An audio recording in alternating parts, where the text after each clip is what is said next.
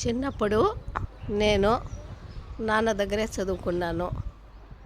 నాన్న government primary స్కూల్లో టీచర్గా ఉండేవాళ్ళు. 5th వరకు నాన్న దగ్గర చదువుకున్నాను. అప్పుడు నాన్న నాకు ఒక కథ చెప్పారు. ఒరిస్సాలో కోనార్క దేవాలయము గురించి చెప్పారు. ఒరిస్సాలో కోనార్క దేవాలయంలో 2 పాత సమాధులు ఇప్పటికీ కూడా ఉన్నాయి. వాటి గురించి నేను చెప్తాను. ఆ సమాధుల్లో ఉండేవాళ్ళ పేర్లు, ఒకరు వచ్చి తండ్రి మహాశిల్పి, రెండవ వాడు వచ్చి బాలశిల్పి. తండ్రి కొడుకులు సమాధులు అక్కడ ఒరిస్సా కోనార్క దేవాలయంలో ఉన్నాయి. చిన్నప్పటి నుంచి కూడా నాకు నాన్న చెప్పిన తర్వాత ఒరిస్సా కోనార్క దేవాలయం వెళ్ళాలని బలమైన కోరిక నాకు ఉంది. ఈసారి ఎలాగైనా వెళ్ళాలని అనుకుంటున్నాను. అక్కడ ఆ శిల్పుల కథ ఏమిటంటే, అక్కడ కోనార్క దేవాలయంలో సూర్య దేవాలయంలో సూర్యుడు విగ్రహాన్ని, అంటే సూర్యుడి రథం అంటే గుర్రాలు, సూర్యుడు ఆ రథం లాగినట్లుగా ఆ విగ్రహాన్ని ఆ మహాశిల్పి అనే శిల్పి దాన్ని చెక్కారు. అది శిల్పి ఆ రథాన్ని పూర్తిగా చాలా సంవత్సరాలు కష్టపడి ఆ మహాశిల్పి ఆ గుడిలో ఆ సూర్యదేవుణ్ణి మొత్తము చెక్కాడు. లాస్ట్కు కొంత పెండింగ్ ఉంది, కంప్లీట్ కాలేదు, కొంత కంప్లీట్ కాలేదు. సూర్యుడి విగ్రహము పూర్తిగా కంప్లీట్ అయిన తర్వాతనే దేవాలయము ఓపెన్ అవుతుంది. ఆ సూర్యుడి విగ్రహము కంప్లీట్ కాని కారణంగా ఆగిపోయింది. ఆ గుడి ఓపెనింగు ఆగిపోయింది.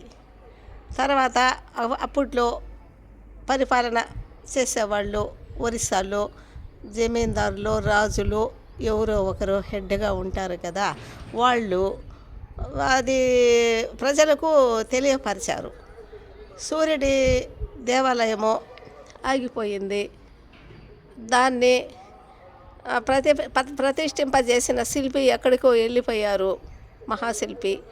కాబట్టి దీన్ని పెండింగ్లో ఉండేదాన్ని ఎవరైనా శిల్పి వచ్చి కంప్లీట్ చేస్తే అప్పుడు మనము సూర్య దేవాలయాన్ని ఓపెన్ చేయొచ్చు.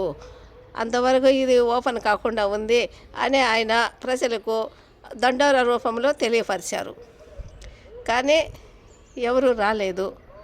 అక్కడ సూర్యుని విగ్రహాన్ని చెక్కిన మహాశిల్పి కూడా ఎక్కడో వెళ్ళిపోయాడు.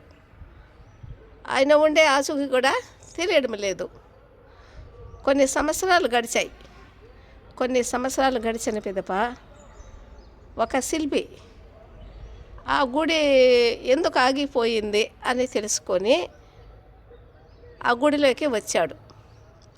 ఆ జమీందారులు అనుమతి తీసుకొని అది కంప్లీట్గా కాకుండా ఇన్కంప్లీట్లో ఉంది కదా, అది పూర్తిగా ఎలా చెక్కాలి, ఆ దేవుడి విగ్రహాన్ని ఎలా ఒక ఆకారం తీసుకురావాలి అని ఆ బాలశిల్పి అనే అతను ఆ విగ్రహాన్ని రాత్రి పగులు అనక పట్టుదలగా ఉండి ఆ విగ్రహాన్ని కంప్లీట్ చేశారు.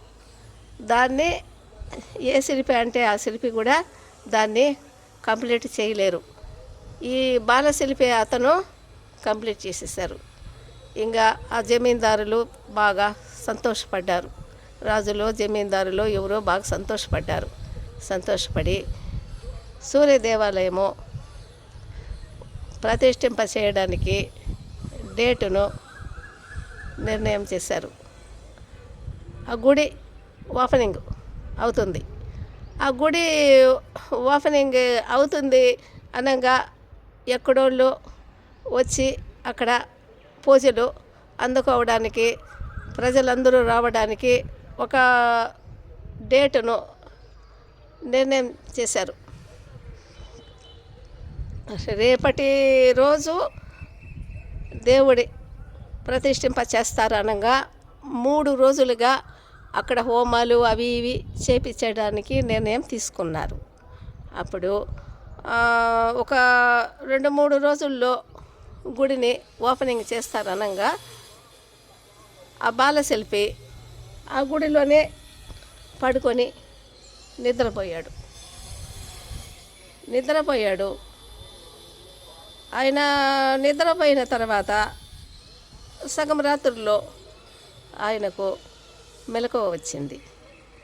మెలకువ వస్తే గుడి చుట్టూ కూడా బాగా భయంకరంగా చెట్లు అవి ఇవి ఉన్నాయి. ఎక్కడో దూరంగా ఒక మినుకుమంటూ ఒక వెలుతురు ఆయన వైపు వచ్చినట్లుగా అనిపించింది. అప్పట్లో దివిటీలు అంటించుకొని ఆ వెలుతురు కోసము ప్రయాణం చేసేవాళ్ళు. రాను ఆ వెలుతురు సూర్య దేవాలయానికి దగ్గరగా వచ్చింది. ఆ దగ్గరగా రావడము ఎవ్వరు అంత కాంతివంతంగా ఆ దివిటి తీసుకొని ఈ గుడి వైపు వస్తున్నారని బాలశిల్పి లేచి కూర్చొని చూస్తుంటే ఆ దివిటిని ఒక వ్యక్తి తీసుకొని వచ్చాడు. ఆ వ్యక్తి గడ్డము బాగా పెంచేశాడు, గుబురు మీసాలు, జుట్టు పెంచేశాడు, చాలా భయంకరంగా ఉన్నాడు. రావడమో బాలశిల్పి పడుకున్న చోటుకు వచ్చాడు.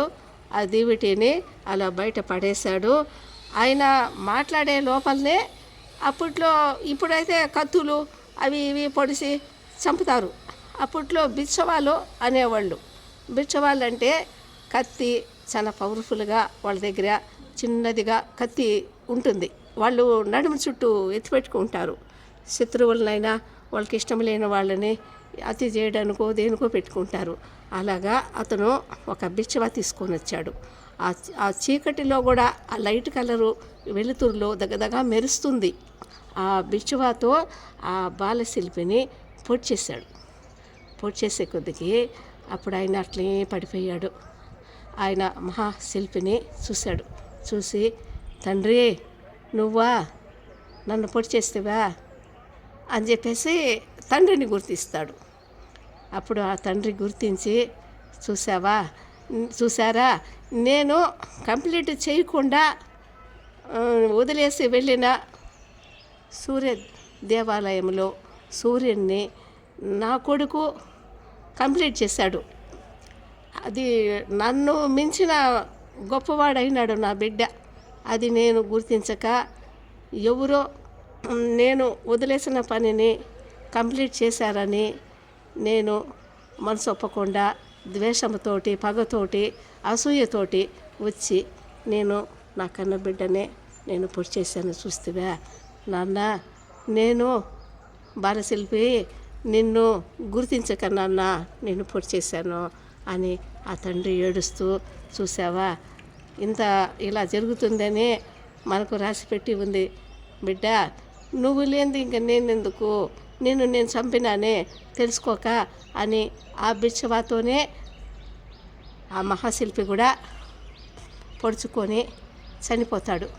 చూసారా, ఆ బాలశిల్పి మహాశిల్పి ప్రతిష్ఠింప చేసిన దేవాలయమే. ఆ శిల్పులు చెక్కిన ఆ గుడిలో, ఆ దేవాలయంలో, కోనార్క దేవాలయంలో వాళ్ళిద్దరూ చెక్కిన సూర్యుడే ఇప్పుడు మనకు సూర్యుడు రథము అది వాళ్ళు తయారు చేసిన సూర్యుడి విగ్రహమే ఇప్పుడు మనకు ఉంది. కానీ ఆ సూర్యుడి దేవాలయంలో ఏదో ఒక మారుమూల వాళ్ళిద్దరి శవాలు కూడా అది సమాధులు చేశారంట. ఆ సమాధులు ఇప్పటికి కూడా అవి ఉన్నాయి. నేను చూడాలని ఎప్పటి నుంచో అనుకుంటున్నాను. నాకు ఈ కథ మీకు చెప్పాలనుకున్నాను. ఇది కథ కాదు, జరిగిన కథ. ఒరిస్సాలో కోనార్క దేవాలయానికి వెళ్ళినప్పుడు మీరందరూ కూడా సూర్యదేవుడిని చూడండి, ఆ 2 సమాధులు కూడా మీరు చూడండి.